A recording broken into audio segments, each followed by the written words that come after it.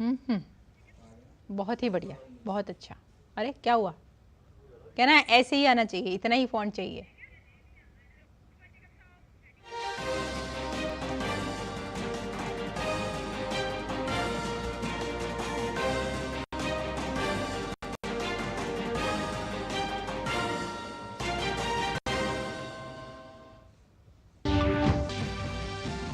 सदर जमहूरिया के खिताब की तजवीज पर आज पार्लियामेंट के दोनों ऐवानों में बहस रहेगी जारी। वजीर आजम नरेंद्र मोदी लोकसभा में बहस का देंगे जवाब।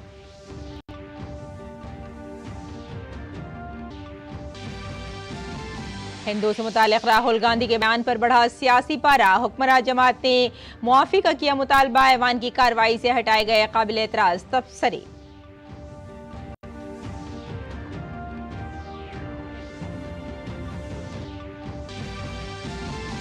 पार्लियामेंट इजलास के दौरान वजीर आजम मोदी की क़यादत में एनडीए पार्लिमानी पार्टी की मीटिंग आज। मुसलसल तीसरी बार मैंडेट मिलने के बाद वजीर आजम को दी जाएगी मुबारकबाद।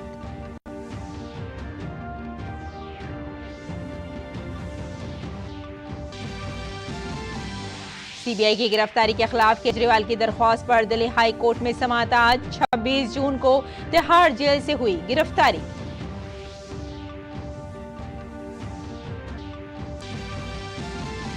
अमित शाह पर काबिल एतराज रिमार्क्स के मामले में राहुल गांधी की पेशी आज। सुल्तानपुर कोर्ट ने राहुल को जाती तौर पर पेश होने का दिया था हुक्म।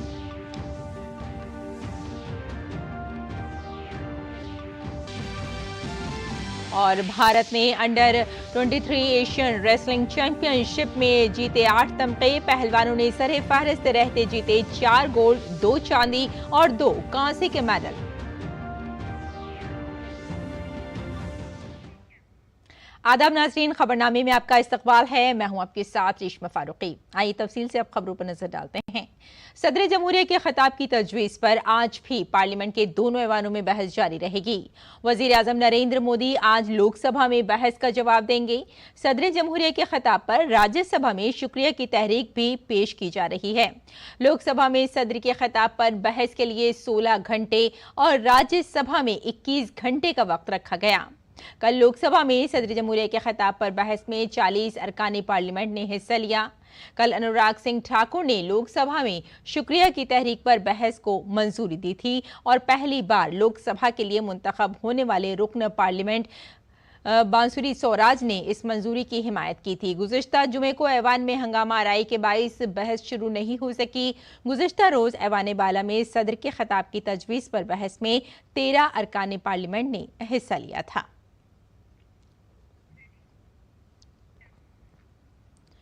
लोकसभा में अपोजिशन लीडर के तौर पर राहुल गांधी की पहली तकरीर पर सियासी हंगामा बरपा हो गया है।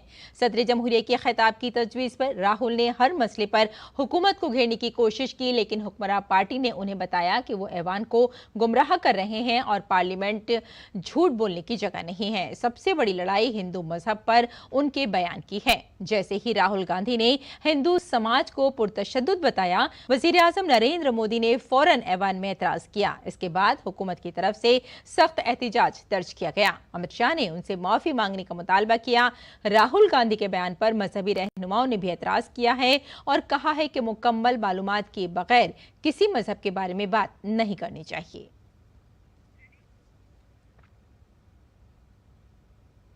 अपोजिशन लीडर राहुल गांधी ने जब हिंदुओं को पुरतशद्दुद बताया तो वजीर आजम नरेंद्र मोदी ने लोकसभा में खड़े होकर फौरन एतराज किया और कहा कि पूरे हिंदू समाज को पुरतशद्दुद कहना बहुत संगीन मामला है। ये विषय बहुत गंभीर है। पूरे हिंदू समाज को हिंसक कहना ये गंभीर विषय है। और लोकसभा में सदर जमहूरिया के खिताब पर बहस के दौरान कांग्रेस लीडर राहुल गांधी के हिंदुओं पर तबसरे पर मरकजी वजीर दाखिला अमित शाह ने कहा कि राहुल गांधी ने हिंदू समाज की तौहीन की है। उन्होंने राहुल गांधी से मुआफी मांगने का मुतालबा किया। माननीय अध्यक्ष जी, शोर शराबा कर इतने बड़े वाकया को छिपाया नहीं जा सकता। विपक्ष के नेताजी ने कैटेगोरिकली कहा है कि जो अपने आप को हिंदू कहते हैं वो हिंसा करते हैं। मैं फिर से रिपीट करना चाहता हूं, उनका वाक्य था, जो अपने आप को हिंदू कहते हैं वो हिंसा की बात करते हैं, हिंसा करते हैं। मान्यवर, इस देश में शायद इनको मालूम नहीं है, करोड़ों लोग अपने आप को गर्व से हिंदू कहते हैं, गर्व से हिंदू कहते हैं। क्या वो सभी लोग हिंसा की बात करते हैं, हिंसा करते हैं? हिंसा की भावना को किसी धर्म के साथ जोड़ना, और इस सदन में और संवैधानिक पद पर बैठे हुए व्यक्ति ने, मैं मानता हूं मान्यवर, उन्होंने इसकी माफी मांगनी चाहिए। अमित शाह ने राहुल गांधी पर अग्निवीर स्कीम पर झूठ बोलने का भी इल्जाम लगाया। उन्होंने कहा कि वो इस स्कीम के बारे में गलतफहमी पैदा कर रहे हैं, इसके लिए उन्हें माफी मांगनी चाहिए। ये कहते हैं कि 1 करोड़ रुपया नहीं मिलता है। श्री राजनाथ सिंह ने अधिकृत रूप से कहा कि मारे जाने वाले अग्निवीर को जो शहीद होता है उसको 1 करोड़ रुपया मिलता है। उनको फैक्चुअल पोजीशन सदन पर रखनी चाहिए मान्यवर। ये सदन झूठ बोलने की जगह नहीं है मान्यवर, यहाँ सच बोलना चाहिए। और अगर ये नहीं रखते हैं तो उनको, ये सत्यापन नहीं करते अपने स्टेटमेंट का, तो उनको सदन और देश से और अग्निवीरों से माफी मांगनी चाहिए माननीय। पार्लियामेंट में कांग्रेस रुकन पार्लियामेंट राहुल गांधी की तकरीर पर जूना अखाड़ा के आचार्य स्वामी अवधेशानंद गिरी ने कहा कि हिंदुओं को पुरतशद्दुद कहना या ये कहना कि वो नफरत फैलाते हैं दुरुस्त नहीं है। इस तरह की बातें कहकर राहुल गांधी पूरे समाज को बदनाम और बेइज्जत कर रहे हैं। इनके अल्फाज की मैं मजम्मत करता हूं, उन्हें ये अल्फाज वापस लेने चाहिए। पूरे समाज को तकलीफ पहुंची है, संत समाज में गुस्सा है, उन्हें इसके लिए माफी मांगनी चाहिए। और हिंदुओं को हिंसक कहना अथवा ये कहना कि वे घृणा फैलाते हैं, ये ठीक नहीं है। इस प्रकार की बातें कहकर आप पूरे समाज को लांछित कर रहे हैं, अपमानित कर रहे हैं। हिंदू समाज अत्यंत उदार है और वह ऐसा समाज है जो सर्वसमावेशी है, सबका सम्मान करता है, सभी जातियों का, सब मत पंथों का, सभी धर्मों का। हमारे सभी प्राणी अत्यंत आदरणीय हैं। इसलिए हिंदू तो वह है जो सब में ईश्वर को देखता है। आदरणीय राहुल गांधी जी का बार बार ये कहना कि हिंदू हिंसक है और हिंदू नफरत पैदा करते हैं या हिंदू 24 घंटे हिंसा करते हैं अथवा मिथ्या बोलते हैं, मैं उनके इन शब्दों की भर्त्सना करता हूँ, खेद व्यक्त करता हूँ। वे सम्माननीय सदस्य हैं सदन के और विपक्ष के वे एक प्रकार से वहाँ नेता हैं, इसलिए उन्हें इन शब्दों को वापस लेना चाहिए। पूरा समाज आहत है, संत समाज में रोष है, पूरी हिंदू मान्यताओं पर उन्होंने प्रहार किया है। ऐसा कहकर उन्होंने संपूर्ण समाज को कलंकित किया है। ये शब्द मान्य नहीं है, उन्हें इसके लिए क्षमा मांगनी चाहिए। मरकजी वजीर जी किशन रेड्डी ने हिंदुओं पर राहुल गांधी के मुतनाज़ बयान पर जवाबी हमला किया और कहा कि राहुल गांधी और कांग्रेस डिप्रेशन में है। जी किशन रेड्डी ने यह भी कहा कि जब तक मुल्क में हिंदू हैं, मुल्क में तशद्दुद नहीं होगा। क्योंकि राहुल गांधी के ऊपर उत्तर प्रदेश के वजीर आला योगी आदित्यनाथ ने पार्लियामेंट में राहुल गांधी के हिंदुओं के बारे में तबसरे पर कहा कि राहुल गांधी का हिंदुओं पर किया गया तबसरा हकीकत से बालतर है। राहुल गांधी ने भारत की बुनियादी रूह का खून किया है। राहुल गांधी को ऐसे अफसोसनाक बयान के लिए मुल्क के अवाम से मुआफी मांगनी चाहिए। राहुल गांधी के हिंदुओं से मुताल्लिक मुतनाज़ बयान के बाद बीजेपी हमलावर है। उत्तराखंड के वजीर आला पुष्कर सिंह धामी ने कहा कि अपोजिशन लीडर राहुल गांधी का बयान जाहिर करता है कि वो नादान हैं। जिस तरह से उन्होंने हिंदू समाज को पुरतशद्दुद के तौर पर पेश करने की कोशिश की है, इसकी जितनी मजम्मत की जाए कम है। इस बयान से उनकी हिंदू मुखालिफ जहनियत का भी पता चलता है। हिंदू समाज को हिंसक बताने की कुचेष्टा की है, उसकी जितनी निंदा की जाए उतनी कम है, क्योंकि हिंदू एक जीवन जीने की पद्धति है। हिंदू समाज हमेशा देश की रक्षा करता रहा है, धर्म की रक्षा करता रहा है और इनकी मानसिकता राहुल गांधी के जिस प्रकार से बयान आते हैं या उनके इंडिया गठबंधन के और भी जो सहयोगी हैं, जो भी उनके साथी हैं, उनके बयान आते हैं, वो कभी सनातन को मलेरिया कहते हैं, मच्छर कहते हैं, डेंगू कहते हैं। इससे इनकी हिंदू मानसिकता का पता लगता है। आगे बढ़ते हैं। पार्लियामेंट के मौजूदा इजलास के दरमियान आज एनडीए पार्लिमानी पार्टी की मीटिंग होने वाली है। मरकज में मुसलसल तीसरी बार एनडीए की हुकूमत बनने के बाद बुलाए गए पार्लियामेंट के पहले इजलास के दौरान एनडीए के अरकान पार्लियामेंट की ये पहली मीटिंग होगी। पार्लियामेंट हाउस कॉम्प्लेक्स में सुबह 9:30 बजे पीएम मोदी की सदारत में होने वाली इस मीटिंग को बहुत अहम समझा जा रहा है, क्योंकि आज लोकसभा में वजीर आजम नरेंद्र मोदी सदर जमहूरिया के खिताब पर शुक्रिया की तहरीक पर बहस का जवाब देंगे। इस मीटिंग में वजीर आजम मोदी को मुसलसल तीसरी बार मैंडेट मिलने पर मुबारकबाद दी जाएगी। यह भी माना जा रहा है कि वजीर आजम मोदी न सिर्फ इजलास से खिताब कर सकते हैं, बल्कि वो ऐवान और पार्लियामेंट के इजलास के अंदर अपोजिशन के रवैये के बारे में कुछ अहम हिदायत भी दे सकते हैं। और दिल्ली के वजीर आला अरविंद केजरीवाल ने सीबीआई की गिरफ्तारी को दिल्ली हाई कोर्ट में चैलेंज किया है। केजरीवाल की दरख्वास्त पर अदालत में आज समाअत होगी। सीबीआई ने हाल ही में अरविंद केजरीवाल को गिरफ्तार किया था। केजरीवाल ने अपनी दरख्वास्त में सीबीआई की गिरफ्तारी को गैर कानूनी करार दिया है। सीबीआई ने केजरीवाल को 26 जून को तिहाड़ जेल से गिरफ्तार किया।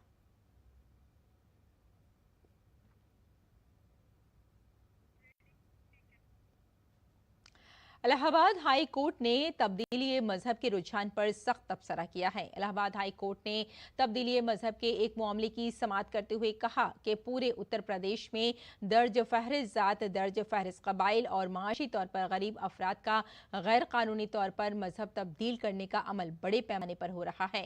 हाई कोर्ट ने कहा कि अगर तब्दीली को नहीं रोका गया तो मुल्क की अक्सरियती आबादी एक दिन अकलियत में तब्दील हो जाएगी। अदालत ने कहा कि मजहब तब्दील करने वाले मजहबी इज्तिमात पर फौरी पाबंदी आयद की जाए। दर हकीकत जस्टिस रोहित रंजन अग्रवाल ने यह तबसरा उत्तर प्रदेश में गैर कानूनी मजहबी तब्दीली कानून 2021 के तहत मुलजिम कैलाश की जमानत की दरख्वास्त को मुस्तरद करते हुए कहा। दरख्वास्त गुजार कैलाश के खिलाफ हमीरपुर के मोदहा थाने में गैर कानूनी मजहब तब्दीली की दफात के तहत मुकदमा दर्ज किया गया था।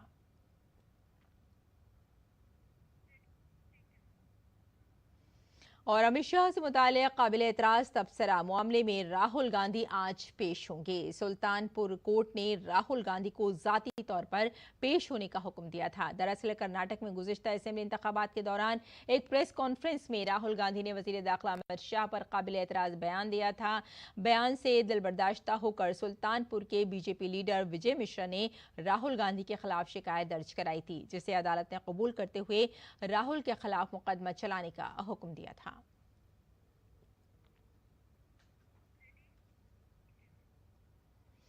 श्री अमरनाथ यात्रा के लिए मुल्क भर से आने वाले शिव भक्तों में काफी जोशो खरोश है। 3 रोज में 51,000 से ज्यादा अकीदतमंद दरबार पर पहुंच चुके हैं। पीर को तीसरा दस्ता पहलगाम और बालताल के रास्ते से रवाना हुआ। इसके साथ ही वादी के लिए चौथा काफिला जम्मू के बेस कैंप भगवती नगर से रवाना हुआ। काबिल जिक्र है कि इतवार को जम्मू के बेस कैंप भगवती नगर से 6,619 अकीदतमंदों का तीसरा काफिला रवाना हुआ था। इसमें बालताल के रास्ते 2,781 और पहलगाम के रास्ते से 3,838 अकीदतमंद सफर के लिए रवाना हुए।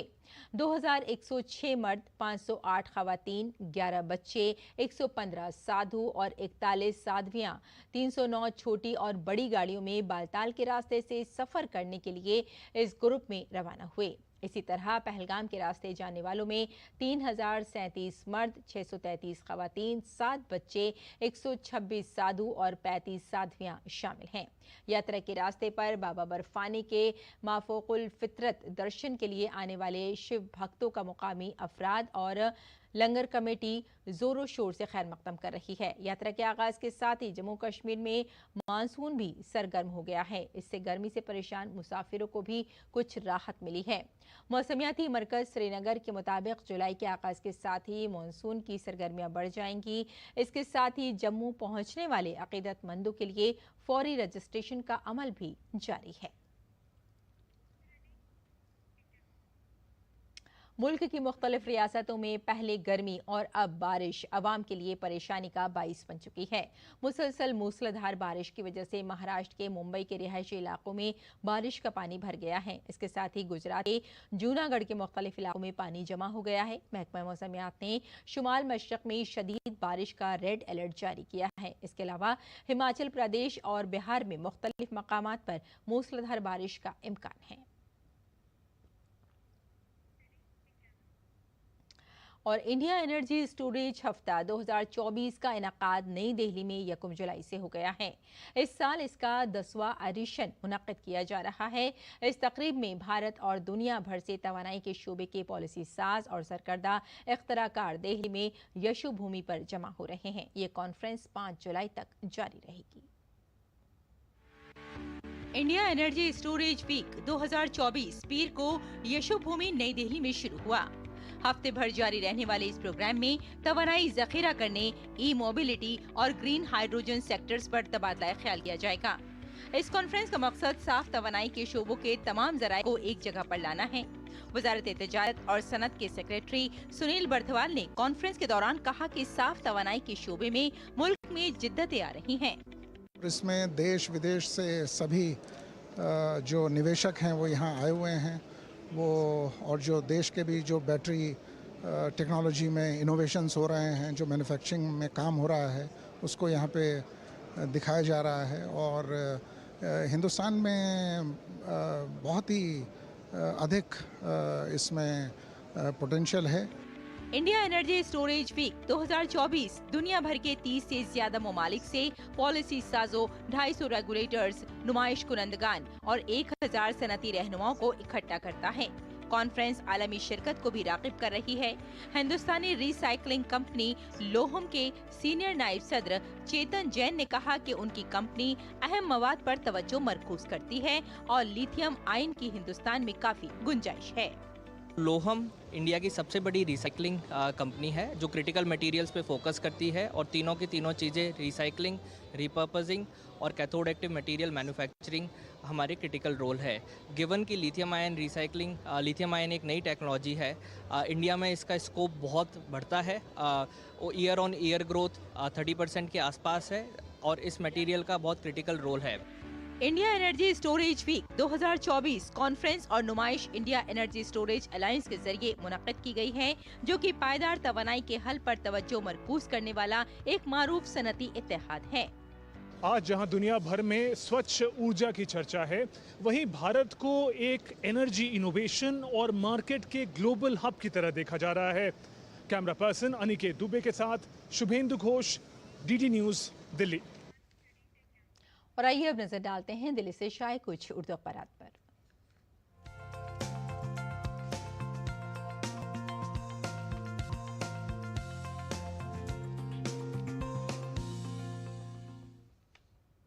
तो नाज़रीन, ज़्यादातर अखबारात ने आपको बताते हैं कि शुक्रिया की तहरीक जो पार्लियामेंट में चल रही है उसे अपनी शह सुर्खियों में जगह दी है। और अगर रोजनामा राष्ट्रीय सहारा की बात करें तो हिंदुस्तान दुनिया में सबसे तेज़ी से तरक्की करने वाली मईशत बन चुकी है। अनुराग सिंह ठाकुर का ये कल का बयान है। और 10 सालों में ज़र मुबादला के ज़खायर में इजाफा हुआ है।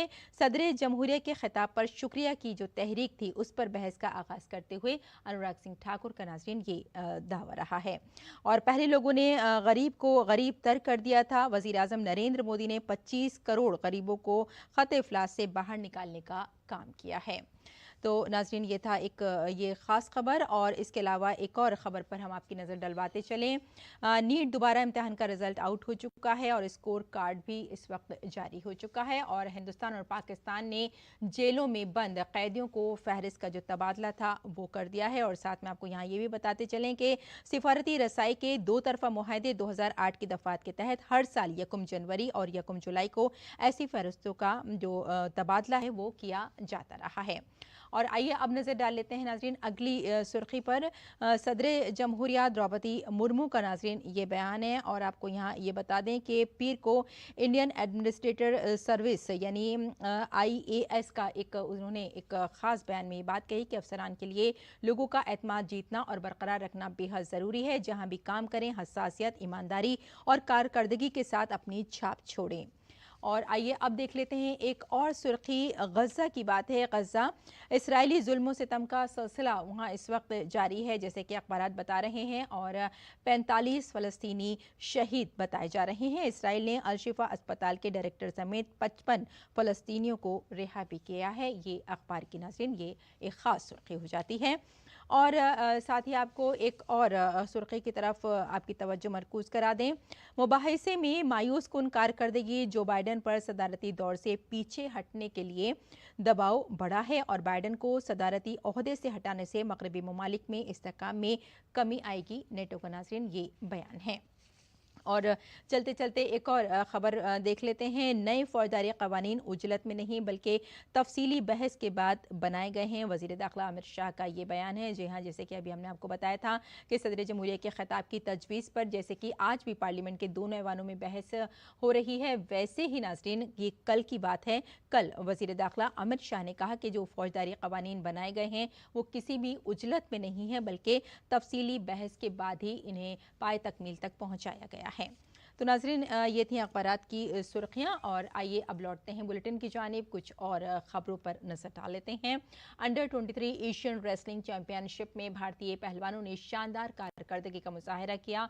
भारतीय पहलवानों ने इस मुकाबले में 4 तलाई, 2 चांदी और 2 कांसे के तमगों के साथ कुल 8 तमगे जीतकर अपनी मुहिम का अख्ताम किया। इस मुकाबले में नौजवान पहलवान अभिनव और साथ में आपको बता दें जूंटी कुमार, साहिल जागलान और अनिरुद्ध कुमार गोल्ड मेडल जीतने में कामयाब हुए हैं। रोहित और जयदीप ने अपने अपने जुमरों में चांदी के तमगे जीते हैं। वहीं शुभम और अमित कांसे का तमगा जीतने में कामयाब रहे।